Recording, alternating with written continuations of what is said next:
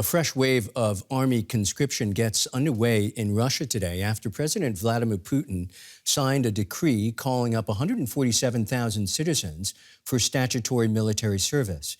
It comes after 120,000 people were recruited in November. The Kremlin says this latest recruitment is routine and has nothing to do with Russia's war in Ukraine. In Russia, it's mandatory for men aged 18 to 27 to carry out 1 year of military service. For more analysis, we're joined now by Frank Ledwidge, who served as an officer in the British Royal Navy Reserve and today is a military analyst. Frank, welcome. Russia has started its spring draft. It says this is nothing new, just a routine conscription, which could see up to 150,000 men serving for a year. How significant is that, and is it likely they'll see time in Ukraine? Well, good morning, Michael. The answers to your question are this, that it is routine. There are conscription cycles in October and March, each of which comprises about 150 to 170,000, depending on the cadre. And as for service in Russia, we have heard reports of some conscripts serving in Russia. That would probably be not quite accidental, but certainly illegal. And as a rule, and a very general rule, conscripts are forbidden from serving outside the borders of Russia. Now, of course, there's a way around that, is that the 4 provinces of Ukraine illegally claimed by Russia, I suppose might be called Russia. But the generality is they will not serve in Ukraine in combat, and that this is quite normal. This conscription comes as Russia fails to make any significant advances in Ukraine. What's your take on the situation as it stands right now on the ground?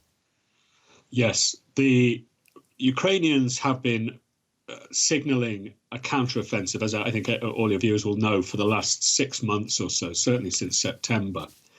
The objective of which is to situate them so that they can begin to retake, or situate them so they can retake their land, including Crimea. Now, the declarations out of Kiev have been a bit less bullish over the last few weeks because, of course, the Battle of Bakhmut and other battles, Avdiivka and other places in the south, have been raging. And the Ukrainians, I think, aren't necessarily confident they're going to get all the equipment they need to carry that out. The bottom line is, and the takeaway is, that both sides have taken huge losses over the winter. Neither has made any significant gains, and we're waiting for the next phase, which is likely to be a Ukrainian attack within the next 6 weeks. Last night, as you surely know, Ukrainian President Vladimir Zelensky talked about a battle for the foundation of the free world taking place in Ukraine. You've seen a few battles in your day. Are we at that existential level? Well, that depends on your political perspective. From Europe's perspective, Ukraine is acting as a bulwark against Russia. From the US perspective, they are as it were, as General Austin put it, the US Secretary of Defense, they are ensuring that Russia will not be able to do to anywhere else in Europe what they've done to Ukraine. Ukraine is standing as Europe's defender, I think we can say that. Grandiose theological statements, I wouldn't go so far. But they're defending the rest of us, I think it's fair to say that. That is Frank Ledwidge, military analyst. Many, many thanks to you, sir. Thank you, Michael. DW's former Moscow bureau chief, Yuri Reshetu, is now in Riga as DW is banned from reporting in Russia. He shared more about the Kremlin's conscription plans and whether those new conscripts might be deployed to Ukraine. Well, according to the presidential decree, up to 150,000 people are planned to be called up. We don't know, Michael, for certain whether young men will be sent to war against Ukraine.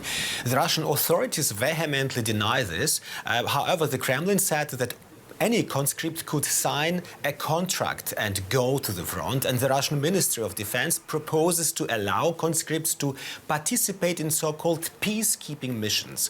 Also, the spring call can be at the same time as the new wave of mobilization, and many in Russia are really afraid of it.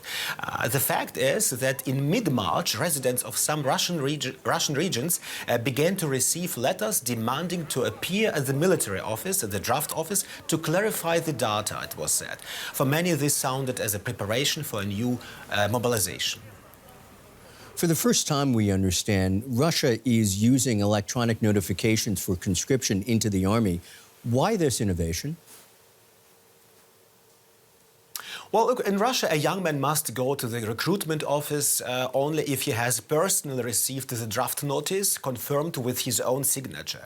Of course, this means that many simply leave their homes temporarily and are not accessible to the military. Therefore, the authorities created the electronic method via Gosuslugi, the state electronic registry that every adult Russian has an account with. And when such a notification via Gosuslugi is sent, you can no longer excuse yourself and you must appear physically at the draft board. As a result, when the news of the electronic draft notices came yesterday, many deleted their profiles on Gosuslugi, but that can hardly help to avoid the draft because the old method of personally handing over the draft notices remains valid. The long arm of the government. Yesterday, President Putin presented a new Russian foreign doctrine. What's new?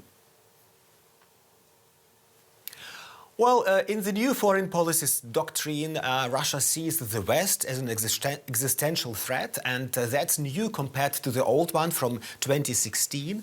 Russia's Foreign Minister Lavrov called it Moscow's reaction to the existential security threats posed by the unfriendly states. There are 20 so-called unfriendly states listed in Russia. Among them are the USA and Germany, and in opposite to them, China and India are, for example, said to be Russia's strategic partners. As for the others, it's said that Moscow would position itself towards other countries in the same way as they behave towards Russia.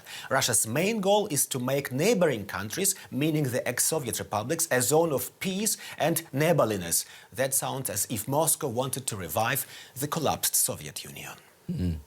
Yuri Reshetto in Riga, many thanks as always.